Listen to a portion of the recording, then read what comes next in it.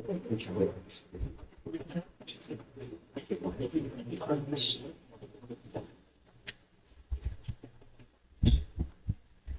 আলাইকুম। আজকে আমরা বরিশাল 2020 এর রাইট ইউজ অফ ভার্বের বড় এক্সারসাইজটা সলভ করার চেষ্টা করব। আমরা এখানে দুইটা এক্সাম্পল লিখেছি। আমরা দেখতে পাচ্ছি দুটো এক্সাম্পল আমরা প্যাসেজটাকে ভেঙে নিয়ে লিখছি। প্যাসেজটাকে ভেঙে নিয়ে লিখলে আমাদের একটু সুবিধা হয় প্র্যাকটিস করতে, তাই আমি ভেঙে নিয়ে লিখছি। আমরা দেখতে পাচ্ছি যে 1 নম্বর এক্সাম্পলে কোন শূন্যস্থানে অর্থাৎ এখানে কোনো ভার্ব শব্দ করতে হবে না। 2 নম্বর এক্সাম্পলে লিখতে হবে। তো আমি একটু বলতে চাই যে আমার আসলে এই লাইনটাও কেন দরকার। আমি হঠাৎ করেই কোনো লাইন একটা প্যাসেজের কোনো লাইনকে আমি ধরতে পারবো না। আমার তার উপরের অংশে কি বলা আছে, তার নিচের অংশে কি বলা আছে, এই জিনিসগুলো দরকার। এখানে আমি আমার একটা প্যাসেজের শুরুর লাইন যদি কোনো শূন্যস্থান না থাকে, তাও আমি এটাকে পড়বো। এই কারণে এখান থেকে আমরা টেন্স বুঝতে পারবো যে এটা কি বিষয় নিয়ে বলা হচ্ছে এবং এটা কোন টেন্সে হইতে পারে। প্রথমে আমরা এখানে সাধারণ নিতে পারবো। তাই আমাদের প্রথম এই এক্সাম্পলটা লেখা। আর আমি বলেছি আগেই যে আমার সবচেয়ে গুরুত্বপূর্ণ জিনিস হলো ভোকাবুলারি। যদি আমার শব্দ জ্ঞান থাকে তাহলে আমি এমনিতেই অনেক কিছু আগে, তাহলে আমি এখানে একটু শব্দগুলো আমি আশা করছি তোমরা সবাই জানো, তাও আমি একটু ব্যাখ্যা করছি। জেন্ডার ইনইকুয়ালিটি, লিঙ্গ অসমতা, অর্থাৎ পুরুষ নারী আলাদা, কি যে ব্যারিয়ার, একটা বাধা, the overall development of country, একটা দেশের সার্বিক উন্নতির পথে লিঙ্গ বৈষম্য বা অসমতা একটা বাধা। তার মানে আমি বলতে চাচ্ছি যে এই প্যাসেজটা লিঙ্গ বৈষম্য নিয়ে কথা বলা হচ্ছে। তার মানে মোটামুটি লিঙ্গ বৈষম্য না থাকলে কি হবে, হইলে কি হবে, লিঙ্গ বৈষম্য কি হয়, লিঙ্গ বৈষম্য কি না, সেটা নিয়ে কথা বলা হবে। তার মানে মোটামুটি ধরে নিচ্ছি এটা প্রেজেন্ট টেন্স হবে। আর এখানে যেহেতু এটা কোনো গল্প না, তাহলে অপ্রত্যেক কোনো ঘটনার উপরে যাব। এখন আমরা এখানে চলে আসছি। জেন্ডার ইনইকুয়ালিটি, লিঙ্গ অসমতা, কি দ্য কন্ডিশন, একটা কন্ডিশনকে gender inequality to the condition, একটা কন্ডিশনের কথা বলতেছে ইন হুইচ, যার মধ্যে বোথ মেন এন্ড ওমেন, সম্ভবত প্রশ্নটার মধ্যে এখানে ইন ছিল। প্রথমে বলছে যে লিঙ্গ gender inequality is a barrier to the overall development of a country. তারপরে চলে আসছে জেন্ডার ইকুয়ালিটি কথা বলছে। প্রথমে বলছে যে লিঙ্গ অসমতা, পুরুষ নারী আলাদা করা। পরে চলে আসছে যে লিঙ্গ সমতা। তাহলে আমরা বলতে পারি যে লিঙ্গ সমতা কি জিনিস, এটা এখানে বোঝাতে চাচ্ছে। তাহলে এখানে আমরা যে বক্সের ভার্ব গুলো আছে সেগুলো আমরা জানি। তাহলে জেন্ডার ইকুয়ালিটি রেফার শব্দটা আমরা এখানে ব্যবহার করি, এবং এই জেন্ডার ইকুয়ালিটি যেহেতু কাউন্টেবল না, এবং যেহেতু আই উই ইউ কোনটার মধ্যেই পড়ে না, এবং যেহেতু এটা প্রেজেন্ট টেন্স, তাহলে আমরা এটাকে থার্ড পারসন সিঙ্গুলার নাম্বার হিসেবে কাউন্ট করতে পারি। এটা একটা এক্সাম্পল। তাহলে আমি একটু ব্যাখ্যা করব।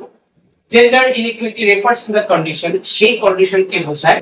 এখানে একটা ছোট্ট প্রিপোজিশনের ব্যাপার করা আছে, আমরা এটাকে মাথায় রাখতে পারি। রেফার পরে টু হয়, এরকম মাথায় রাখতে পারি। Refers to the condition in which both are men and women dash equally and fairly in all circumstances. এখন কথা হলো আমি একটা ফিল ভার্ব বসাইছি, তাহলে আমার অন্য অংশে এটা ফিল ভার্ব হবে কিনা সেটা চিন্তনীয় বিষয়। অন্য অংশের ফিল ভার্ব তখনই হবে যখন দুইটা এক্সাম্পল হবে, যেমন সেম কমপ্লেক্স বা কম্পাউন্ড। আমরা দেখতে পাচ্ছি এখানে কমপ্লেক্স সেন্টেন্সের একটা কিওয়ার্ড রয়েছে এবং তারপরে সাবজেক্ট রয়েছে। তাই এখানে যে ভার্বটা বসাবো সেটা অবশ্যই ফিল ভার্ব। এখন ফিল ভার্ব হবে এবং প্রেজেন্ট টেন্স হবে, সেটা আমরা বুঝতে পারছি। তবে এই যে মেন, এটা কিন্তু ম্যানের প্লুরাল। তাহলে আমি এমনিতেই বুঝতে পারছি যে এই পরে যে ভার্বটা বলবো সেটা অবশ্যই এস হবে। এখন আমরা আসি ব্যাখ্যায় আসি যে ইন হুইচ, যে লিঙ্গ সমতা সেই অবস্থাকে বোঝায় যেখানে পুরুষ এবং মহিলা উভয়ই সমানভাবে ভালোভাবে সকল পরিস্থিতিতে কি হবে, কি বলতে পারি এটা কি, এখানে কি এরা কি কাজ করলে বাবা মেন এন্ড ওমেন, পুরুষ মহিলা কি কোনো কিছু করবে। এখানে পুরুষ মহিলা আমরা এখানে বিভিন্ন ভার্ব ট্রাই করতে পারি, ভার্বের অর্থ কাছাকাছি। যেমন আমার এখানে আছে এনশিওর, নিশ্চিত করা। আমি যদি লিখি men and women ensure equally and fairly in all services, তাহলে যদি আমি বলি মেন এন্ড ওমেন এনশিওর, নিশ্চিত করে, কিন্তু কি নিশ্চিত করে, যেটা অবজেক্ট সেটা নেই। তারপর যদি টেক, সেটা হচ্ছে না। যদি ইমাজিন বলি সেটা হচ্ছে না। এলিমিনেট বলে, যদি এলিমিনেট মানে কি, এলিমিনেট মানে বাদ দেওয়া। রেফার তো আমরা ব্যবহার করেছি, তাহলে রেফারটা আমি বাদ দিলাম। এস্টাবলিশ মানে প্রতিষ্ঠা করা। এখানে আমি একটা শব্দ পাচ্ছি, সেটা হলো ট্রিট। তাহলে আমি ট্রিট শব্দটা আনলাম। এখন এই শব্দটা আমি এখানে যে বসাইছি সেটা আমার টেন্স সঠিক আছে, মানে এস দিয়ে এটা সঠিক আছে, কিন্তু এরপরে আর কোনো কাজ আছে কিনা। আমরা জানি যে আমাদের প্রেজেন্ট এবং পাস্ট উভয়টাতে একটা বিশেষ দিক রয়েছে, সেটা হচ্ছে প্যাসিভ করাটার প্রয়োজন হতে পারে। এখন লিঙ্গ সমতা বলতে সেই অবস্থাকে বোঝায় যেখানে মহিলা এবং পুরুষ উভয়ই সমানভাবে এবং ভালোভাবে সকল পরিস্থিতিতে কাজ করে, এমন ভাবে কাজ করার জন্য। তাহলে এখানে যেটা মনে হবে যে তাদেরকে মনে করা হয় লিঙ্গ বৈষম্য হলো সেই জিনিস যেখানে পুরুষ এবং মহিলাকে সকল জায়গায় সমানভাবে দেখা হয়, যথাযথ সমান ব্যবহার করা হয়। আমাদের এখানে কিছু ঘটনা আমরা আগে আছে, বর্তমানে হয়তো বা চলে, পুরুষ ইট ভাঙছে, মহিলা ইট ভাঙছে, পুরুষের মধ্যে একটু বেশি আর মহিলার কম বলে আপনার তো এটা প্রয়োজন। তাহলে আমাদের তাহলে এখানে আমার একটা ব্যবহারের বিষয় আছে। ধরো যেটা হয়েছে যে খাওয়ার ব্যাপারে আমরা আমাদের ছোটবেলায় কার্টুন দেখেছি, মিনা নতুন কার্টুন, রাজুকে একটু বেশি দেয়, মিনাকে একটু কম দেয়। তার মানে কি আমাদের এই প্রযুক্তিটা আমাদের আচরণ থেকে আসতে হবে, তার মানে তাদের সাথে ব্যবহার বোঝায়। এই জন্য এখানে এখানে অনেক কিছু প্যাচ, কথাগুলো অনেক কঠিন, তবে শুধু আমি বলতে পারি যে এখানে লিঙ্গ সমতা বলতে বোঝায় সে অবস্থায় যেখানে বলছে যেখানে পুরুষ এবং মহিলারা সমানভাবে সম্মান পায়, সমানভাবে খাওয়ার পায়, সমানভাবে কাপড় চোপড় পায়, মানে তারা কিন্তু কাজ করছে। আমি যদি এই বাক্যকে যাই অন্য শব্দে শূন্যস্থান করার চেষ্টা করি, তাই আমি বলতে পারি লিঙ্গ সমতা বলতে সেই অবস্থাকে বোঝায় যেখানে পুরুষ এবং মহিলা উভয়ই সমানভাবে খাওয়ার পায়, পোশাক পায়, চিকিৎসা পায়। তার মানে বলতে চাচ্ছিলাম না এখানে আমরা এই পাওয়া অংশটার মধ্যে একটা শব্দ রয়েছে যেটা ট্রিটস, মানে আচরণ, তার সাথে সমান ব্যবহার হয়। অতএব এখানে মেলে নোমেন কোনো কাজ করছে না, এটা প্যাসিভ বাক্য। প্যাসিভ বাক্য প্রেজেন্ট টেন্স। প্রেজেন্ট টেন্স আমি এখানে প্রেজেন্ট কন্টিনিউয়াস বানাতে পারছি না, প্রেজেন্ট পারফেক্ট বানাতে পারছি না, পাওয়া হয় মানে প্যাসিভ বাক্য। প্যাসিভ বাক্যে আমি জানি প্যাসিভ বাক্যে অতিরিক্ত ভার্ব লাগে, যেটা প্রেজেন্ট টেন্স, তাই অতিরিক্ত ভার্ব এম অথবা ইজ অথবা আর হবে, যেহেতু প্রোগ্রাম আছে তাহলে এখানে আর। এবং অবশ্যই পরবর্তী ভার্বটা বি হবে।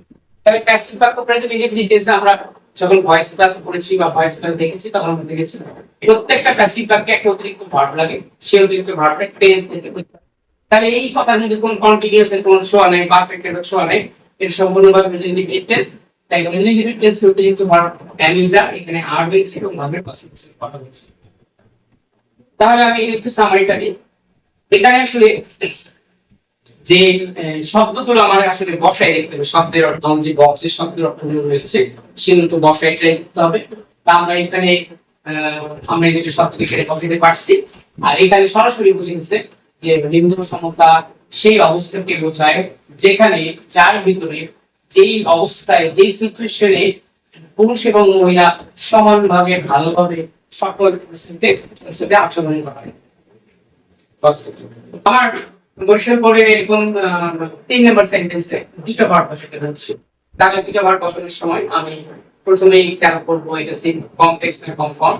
আমরা দেখতে পাচ্ছি যে এখানে কমপ্লেক্সের কোনো সম্ভাবনা নেই, কমফর্মের কোনো সম্ভাবনা নেই, কোনো কিওয়ার্ডও নেই, এই একটা আমরা দেখতে পাচ্ছি। এখানে আমি দুই ভাগে রাখলাম, তাহলে আমার একটা ফিল ভার্ব হবে, একটা নট ফিল ভার্ব। এখন কোথায় ফিল ভার্ব কোথায় নট ফিল ভার্ব? আমরা পূর্বের ক্লাসে বলেছি যে প্রিপজিশনের পরে নিশ্চিন্তভাবে ভার্বের সাথে নাই বসানো। তাহলে আমি এখানে একটা ভার্ব আগে চিন্তা করি কোন ভার্বটা বসাবো। এখানে দেখা যাচ্ছে যে ছাড়া, কি ছাড়া? The participation of the both, উভয়ের অংশগ্রহণ ছাড়া। The social and economic development, সামাজিক এবং অর্থনৈতিক উন্নয়ন আমরা বলতে পারি সম্ভব না। তাহলে আমি এখানে বলতে পারি উভয়ের অংশগ্রহণ নিশ্চিতকরণ ছাড়া সামাজিক এবং অর্থনৈতিক উন্নতি সম্ভব নয়। সম্ভব নয় কথা চিন্তা করি আমি দেখি আমার এখানে পসিবল শব্দটা আছে কিনা, আমার এখানে পসিবল শব্দটা নাই। তাহলে আর কি আছে? এস্টাবলিশ, এটা এই শব্দটা এখানে খায় না। তাহলে আমরা এখানে প্রথমে আগে যেটা পেয়েছি যে নিশ্চিতকরণ, তাহলে আমি প্রিপজিশনের পরে ভার্বের সাথে আইএনজি হয়, এই এনশিওর ভার্বটা পেয়েছি, এনশিওর এর সাথে আমি আইএনজি দিব। Without ensuring the participation of the both the social and economic development, যদি আমরা উভয়কে এই বিভিন্ন জায়গায় অংশগ্রহণ নিশ্চিত না করি, তাহলে সামাজিক এবং অর্থনৈতিক উন্নয়ন চিন্তাই করা যায় না। চিন্তা করে না, আমি চিন্তা করি, তুমি চিন্তা করো, সে চিন্তা করে, কিন্তু এখানে বলা হচ্ছে চিন্তা করা যায় না, মানে যে চিন্তা করবে সে এখানে নাই। তার মানে চিন্তা করে নেওয়া এখানে নাই, অর্থাৎ প্যাসিভ বাক্য। এখন প্যাসিভ বাক্য কিরকম, আমি কিভাবে প্যাসিভ বাক্য ব্যবহার করব? আমি যদি প্রেজেন্ট ইনফিনিটিভ প্যাসিভ, তাহলে আমি এখানে চিন্তা করা যায়, আমি এটা ইমাজিন দিতেছি, কল্পনা করা যায়, ইমাজিন শব্দটাকে ট্রাই করতেছি। এখন আমি এখানে ইজ দিতে পারি, এটা এটা আমি ইজ ইমাজিন দিতে পারি, ইজ নট ইমাজিন দিতে পারি, চিন্তা করা যায় না, এটাও সম্ভব। তবে চিন্তা করার মধ্যে একটা সামর্থ্যের ব্যাপার থাকে, চিন্তা করার জন্য পরিস্থিতি লাগে, চিন্তা করতে পারার জন্য পরিস্থিতি লাগে। তার মানে এটা করলে আমি চিন্তা করতে পারবো, এখানে পারা শব্দটার জন্য আমি একটা ক্যান আনবো, পারা শব্দটা আমরা ক্যান আনতে পারি। এখন নট, ক্যান নট। আর আমরা জানি মডেল ভার্ব যুক্ত বাক্যগুলোকে প্যাসিভ করার সময় বি ব্যবহার করা হয়, ক্যান নট বি ইমাজিন। এখানে আমি যদি আমি লিখতাম ইজ নট ইমাজিন, তাও খুব একটা দোষ হতো না। আমি যদি লিখতাম যে উভয়ের অংশগ্রহণ নিশ্চিতকরণ ছাড়া সামাজিক এবং অর্থনৈতিক উন্নয়ন সম্ভব না, কল্পনা করা যায় না। তার মানে আমি এখানে অ্যান্সারটা ইজ নট ইমাজিন এটাও আমি লিখতে পারি, কিন্তু কল্পনা করার জন্য যে পরিস্থিতি লাগে, অর্থাৎ কল্পনা করতে পারবো এই ঘটনাটা লাগে, তাই আমি পারা হিসেবে ক্যান নিয়ে এসেছি। আর এটা একটা মডেল ভার্ব যুক্ত বাক্যকে প্যাসিভ করার জন্য মডেল ভার্বের একটা বি লাগে। এটা আমি আমার এই ক্লাসে প্রথমেই বলেছিলাম একবার, সকল মডেল ভার্ব করে ভালো ফর্মশিপ, আমি এটাও বলেছিলাম মডেল ভার্বের পরে বি বসায় ভিসি লিখতে হবে। তাহলে এই অংশে তাহলে আমরা একটু খেয়াল করে দেখতে পাই যে আমাদের প্যাসিভ অংশে ঝামেলা হচ্ছে। তাহলে প্যাসিভ ব্যাপারটা খেয়াল করার জন্য আমরা বাংলা বাক্য খেয়াল করব, বেশি বাংলা বাক্য খেয়াল করব। তবে আমি শর্টকাট যেটা হলো, যে আমি আগে লিখেছিলাম কাজ করনেওয়ালা যদি না পায়, ইমাজিন কে করবে, সেটা এখানে নাই, তাই প্যাসিভ। আমি যদি লিখতাম I cannot imagine the social and economic development, okay,